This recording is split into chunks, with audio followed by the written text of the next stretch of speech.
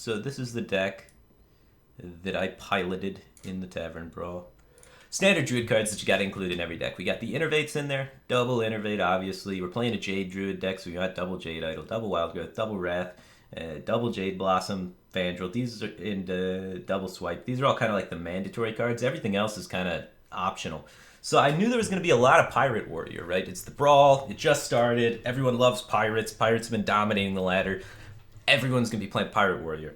So I was like, all right, I'm a streamer. People are going to want to snipe me. They're going to want to snipe me with something that beats Druid. What beats Druid historically and on paper? Pirate Warrior. So if people are sniping me with Pirate Warrior, they will get destroyed. We went 6-0 against Pirate Warrior on our Tavern Brawl run. And that's because we run double Ancient War, double Druid of the Claw, double Jade Behemoth.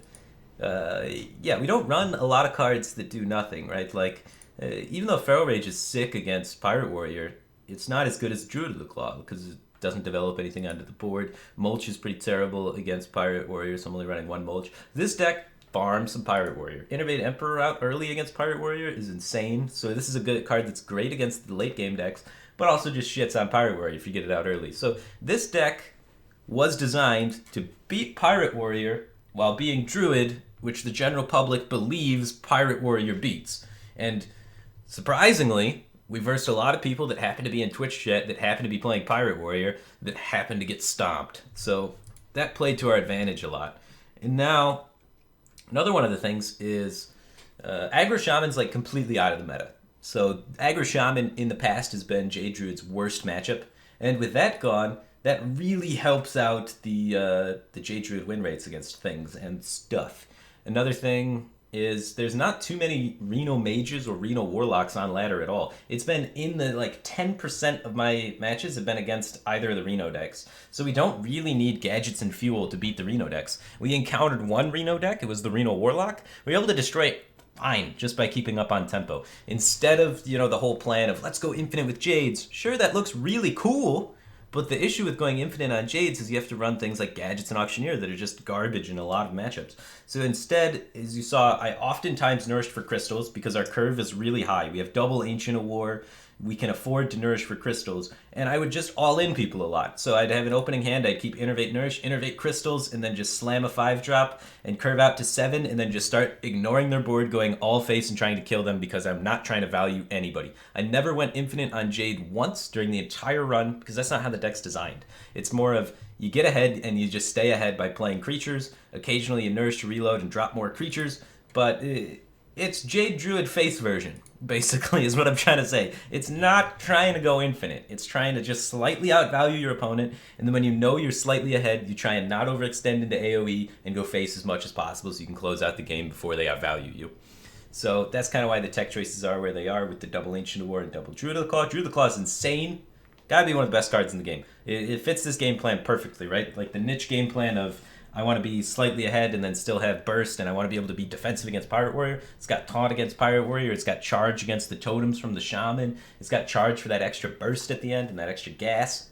Card does everything I want it to do. It's my 18 player. He's the star of the team, Captain Druid of the Claw, all the way. Take it to the top. You can't stop him. He's going there. So, perfect card. You definitely want two of those. The other tech choice, Emperor Thorsan. A lot of people in Twitch chat were like, why are you playing Emperor Thorsan? That's a really weird card. Well, Emperor Thorsan, we have a pretty high curve, so we can, coin Emperor out or Innervate Emperor out to then discount a 7 to get a 7 out faster.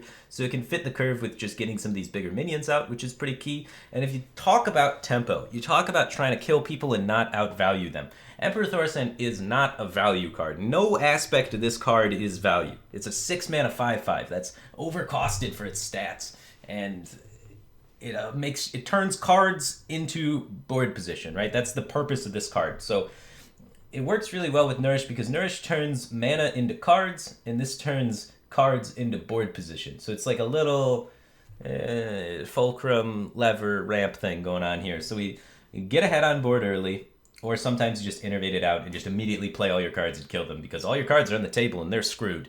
So there's that side of it. But if you have it late game, then you're able to get ahead early, they react with a board clear, you reload with Nourish, and so now you have a bunch of cards, but you don't have a lot of tempo, and then Emperor Thorsan just cleanly turns cards into tempo. So you turn mana into value, and then you turn cards into tempo. It's a little give and take sort of thing that basically translates into killing them at the end. So, you do some conversions there with your resources, and then long story short, they end up dead. And that's fantastic. That's exactly what we want. So I definitely think it's a great inclusion in Jade Druid. It's a card that has pseudo taunt, meaning if you get it out early, things have to kill it. Like Pirate Warrior can't just be like, I'm just going to not kill your Emperor for 12 turns. No, they're going to die, because if you ignore Emperor in this deck, we protect it behind taunts and then we win.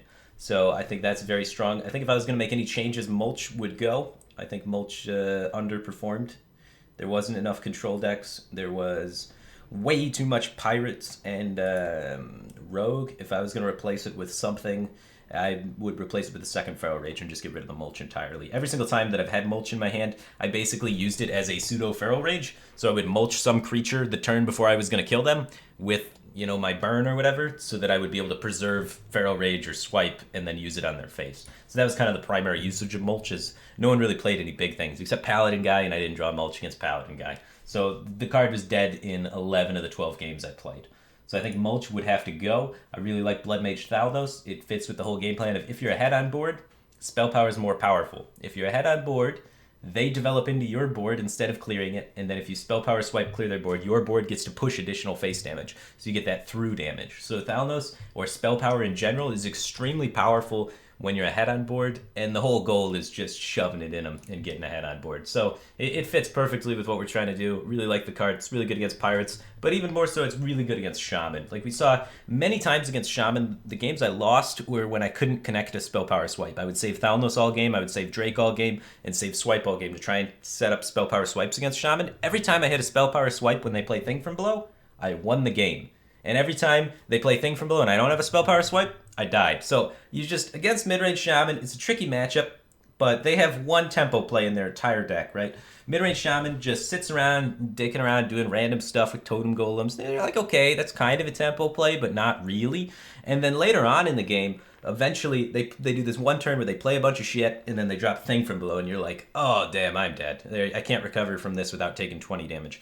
And that's when you go spell power swipe on the Thing from Below, clean it all up, it's done, GG, take it home. They don't have any tempo plays after that, you're ahead, they can never come back. Then they storm you, and then you reload, and then they storm you again, then you reload, and you just kind of edge around, storm the entire game, and you can't lose from that position. So if you're playing against Shaman, which people believe is a terrible matchup for this deck, and you look at Vicious Syndicates or whatever, it's going to say Druid's got like a 40% win rate against Shaman, and that's just not true. If you play the matchup correctly, you're going to be able to easily get 65% win rate against the mid-range Shamans. Just make sure you save your Swipe, you save your Thalnos, you save your Azure Drake. The turn they play Thing from Below, fucking let her rip, and then you'll get those W's, and then that'll help you get those packs. You'll be a happy guy, and that'll be sweet. So anyway, that's the deck. That's how you play the deck in some of the matchups. Against Rogue, you just lose. That's a bummer. You shouldn't be able to win. Maybe they're not running saps and you get lucky, but yeah, you should be able to get like 40%, I guess, maybe 35. We got lucky to be able to close out that game against the Rogue. We had that sick Innervate Emperor into Fangirl shenanigans, and he had a bad hand. So yeah, against Rogue, you're dead, but everything else, I think you got a fighting chance. Rogue's going to rise in popularity because there's a lot of players doing well with Rogue, and I did well with Jade Druid, which gets countered by Rogue. So there's just all the things going for Rogue right now. So you expect to see a lot of Rogue out there in the Tavern Brawl. Is there going to be that stealth Rogue deck that we saw Cypher playing? I'm sure Muzzy's playing. He's jamming it on ladder on like all 3 ladders last season, getting top 10 ranks and such. So check out those guys. Check out that aggro Rogue deck. It's going to be quite popular. Make sure you know that inside and out if you're looking to try and earn some packs. Cool. Anyway, that's the information.